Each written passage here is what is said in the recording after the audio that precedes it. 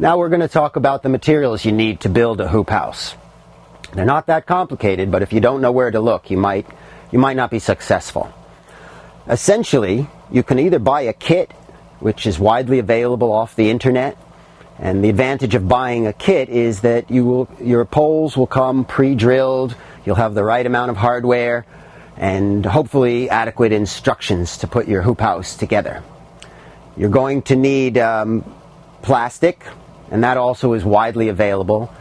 Don't make the mistake of getting the hardware store plastic or any generic 6mm plastic, because the ultraviolet light will just destroy it in a season.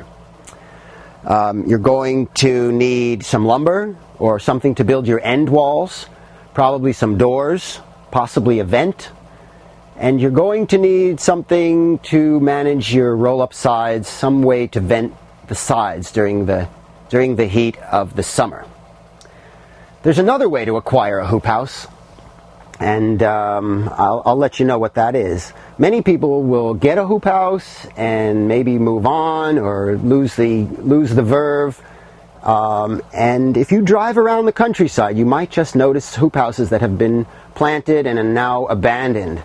Well, you might inquire, knock on a door, a little bit of negotiation. You probably can scam a hoop house for nothing.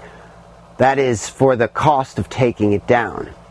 Now, be forewarned, as they age, the hardware can freeze up, get rusty, and don't get yourself into a salvage job that's bigger than the value of what you're getting.